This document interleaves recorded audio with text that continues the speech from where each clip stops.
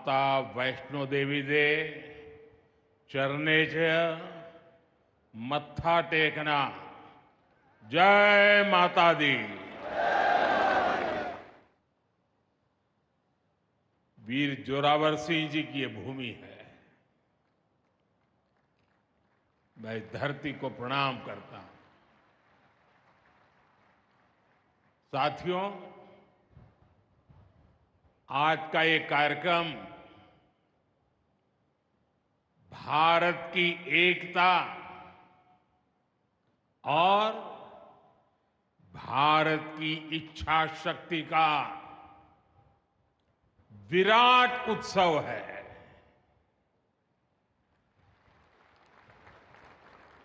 माता वैष्णो देवी के आशीर्वाद से आज वादी कश्मीर भारत के रेल नेटवर्क से जुड़ गई है। मां भारती का वर्णन करते हुए हम श्रद्धा भाव से कहते आए हैं, कश्मीर से कन्याकुमारी। ये अब रेलवे नेटवर्क के लिए भी हकीकत बन गया है। उधमपुर, श्रीनगर, बारामूला, ये रेल लाइन प्रोजेक्ट ये सिर्फ नाम नहीं है, ये जम्मू कश्मीर के नए सामर्थ्य की पहचान है। भारत के नए सामर्थ्य का जयघोष है। थोड़ी देर पहले मुझे चिनाब ब्रिज और अंजी ब्रिज का लोकार्पण करने का अवसर मिला है। आज ही 2 नई वंदे भारत ट्रेनें जम्मू कश्मीर को मिली है। यहां जम्मू में नए मेडिकल कॉलेज का शिलान्यास हुआ है। 46,000 करोड़ रुपए के प्रोजेक्ट्स जम्मू और कश्मीर के विकास को नई गति देंगे। मैं आप सभी लोगों को विकास के नए दौर के लिए बहुत बहुत बधाई देता हूं।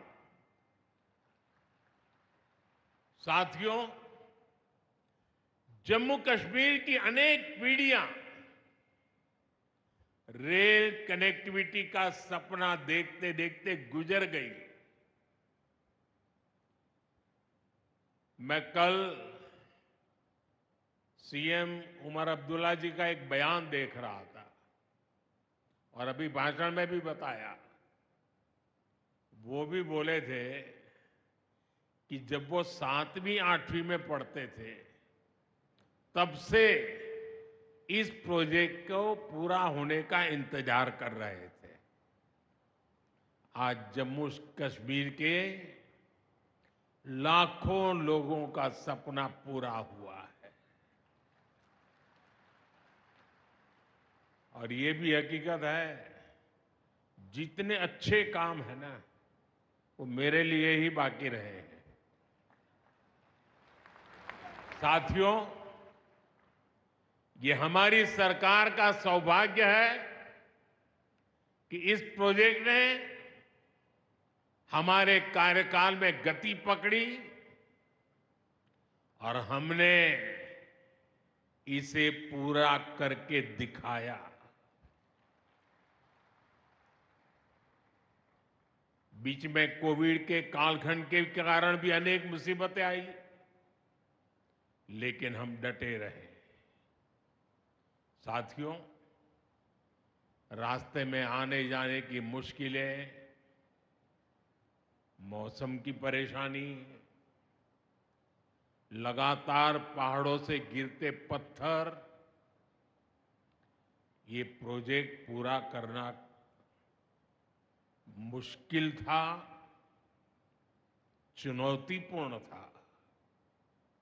लेकिन हमारी सरकार ने चुनौती को ही चुनौती देने का रास्ता चुना है। आज जम्मू कश्मीर में बन रहे अनेकों ऑल वेदर इंफ्रास्ट्रक्चर प्रोजेक्ट इसका उदाहरण है। कुछ महीने पहले ही सोनमर्ग टनल शुरू हुई है। अभी कुछ देर पहले ही मैं चिनाब और अंजी ब्रिज से होकर आपके बीच आया हूं। इन पुलों पर चलते हुए मैंने भारत के बुलंद इरादों को, हमारे इंजीनियर्स, हमारे श्रमिकों के हुनर और हौसले को जिया है। चिनाब ब्रिज दुनिया का सबसे ऊंचा रेलवे आर्च ब्रिज है। लोग फ्रांस में, पेरिस में एफिल टावर देखने के लिए जाते हैं और ये ब्रिज एफिल टावर से भी बहुत ऊंचा है। अब लोग चिनाब ब्रिज के जरिए कश्मीर देखने तो जाएंगे ही, ये ब्रिज भी अपने आप में एक आकर्षक टूरिस्ट डेस्टिनेशन बनेगा। सब लोग सेल्फी पॉइंट पर जाकर के सेल्फी निकालेंगे। हमारा अंजी ब्रिज भी इंजीनियरिंग का बेहतरीन नमूना है।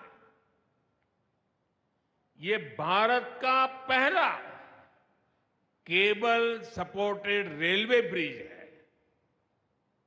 ये दोनों ब्रिज सिर्फ ईंट, सीमेंट, स्टील और लोहे के ढांचे नहीं है। ये पीर पंजाल की दुर्गम पहाड़ियों पर खड़ी भारत की शक्ति का जीवंत प्रतीक है।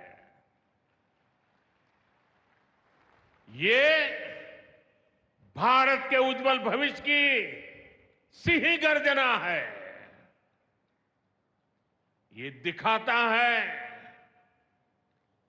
विकसित भारत का सपना जितना बड़ा है उतना ही बुलंद हमारा हौसला है, हमारा सामर्थ्य है। और सबसे बड़ी बात, नेक इरादा है, अपार पुरुषार्थ है। साथियों, चिनाब ब्रिज हो या फिर अंजी ब्रिज, ये जम्मू की और कश्मीर की दोनों क्षेत्रों की समृद्धि का जरिया बनेंगे। इससे टूरिज्म तो बढ़ेगा ही, इकोनॉमी के दूसरे सेक्टर्स को भी लाभ होगा। जम्मू और कश्मीर की रेल कनेक्टिविटी दोनों क्षेत्रों के कारोबारियों के लिए नए अवसर बनाएगी। इससे यहां की इंडस्ट्री को गति मिलेगी। अब कश्मीर के सेब कम लागत में देश के बड़े बाजारों तक पहुंच पाएंगे और समय पर पहुंच पाएंगे। सूखे मेवे हो या पश्मीना शॉल, यहां का हस्तशिल्प अब आसानी से देश के किसी भी हिस्से तक पहुंच पाएगा। इससे जम्मू कश्मीर के लोगों को देश के दूसरे हिस्सों में आना जाना भी बहुत आसान होगा। साथियों, मैं यहां संगलदान के एक स्टूडेंट का अखबार में कमेंट पढ़ रहा था। उस स्टूडेंट ने कहा कि उसके गांव के उन्हीं लोगों ने अब तक ट्रेन नहीं देखी थी जो गांव से बाहर गए थे।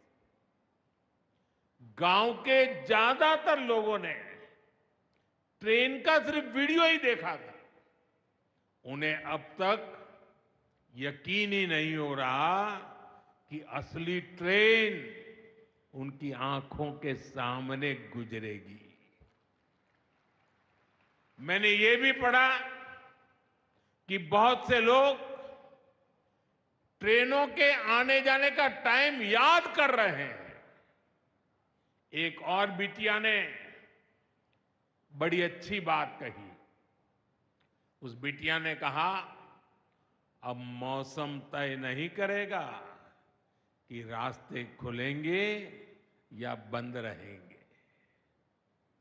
अब ये नई ट्रेन सेवा हर मौसम में लोगों की मदद करती रहेगी। साथियों, जम्मू कश्मीर मां भारती का मुकुट है। ये मुकुट एक से बढ़कर एक खूबसूरत रत्नों से जड़ा हुआ है। ये अलग अलग रत्न जम्मू कश्मीर का सामर्थ्य है। यहां की पुरातन संस्कृति, यहां के संस्कार, यहां की आध्यात्मिक चेतना, प्रकृति का सौंदर्य, यहां की जड़ी बूटियों का संसार, फलों और फूलों का विस्तार, यहां के युवाओं में, आप लोगों में जो टैलेंट है वो मुकुट मणि की तरह चमकता है। साथियों, आप भली भांति जानते हैं, मैं दशकों से जम्मू और कश्मीर आता जाता रहा। इंटीरियर इलाकों में मुझे जाने का, रहने का अवसर मिला है। मैंने इस सामर्थ्य को लगातार देखा है, महसूस किया है, और इसलिए मैं पूरे समर्पण भाव के साथ जम्मू कश्मीर के विकास में जुटा हूं। साथियों, जम्मू कश्मीर भारत की शिक्षा और संस्कृति का गौरव रहा है। आज भारत दुनिया के बड़े नॉलेज हब में से एक हमारा जम्मू कश्मीर बन रहा है, तो इसमें जम्मू कश्मीर की भागीदारी भी भविष्य में भी बढ़ने वाली है।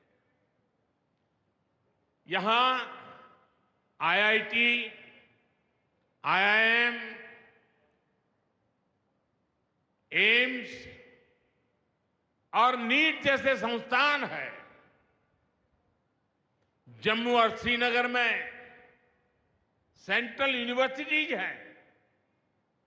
जम्मू और कश्मीर में रिसर्च इकोसिस्टम का भी विस्तार हो रहा है। साथियों, यहां पढ़ाई के साथ साथ दवाई के लिए भी अभूतपूर्व काम हो रहा है।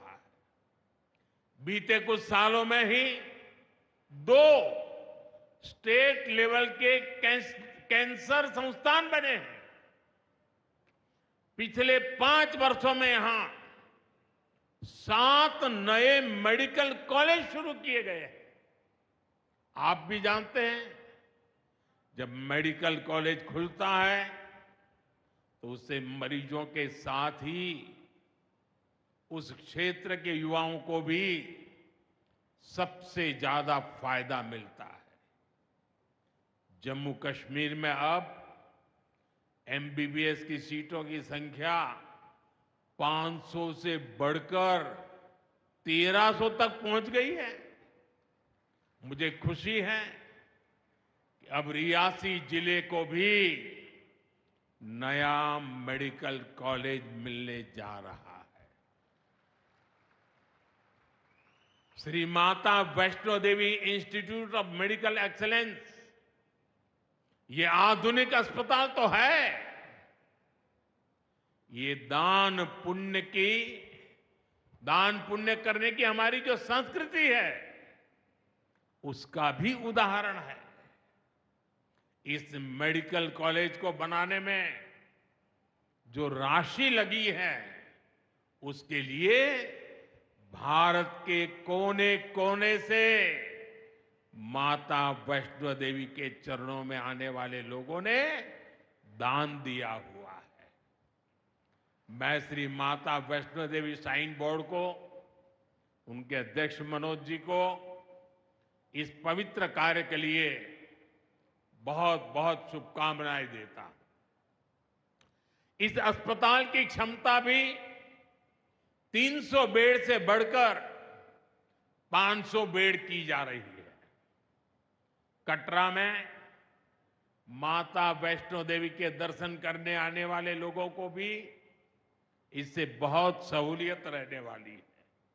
साथियों, केंद्र में भाजपा एनडीए की सरकार को अब 11 साल हो रहे हैं। ये 11 साल गरीब कल्याण के नाम समर्पित रहे हैं। प्रधानमंत्री आवास योजना से 4 करोड़ गरीबों का पक्के घर का सपना पूरा हुआ है। उज्ज्वला योजना से 10 करोड़ रसोइयों, उसमें धुएं का अंत हुआ है। हमारी बहनों को, बेटियों को उनकी सेहत की रक्षा हुई है। आयुष्मान भारत योजना से 50 करोड़ गरीबों को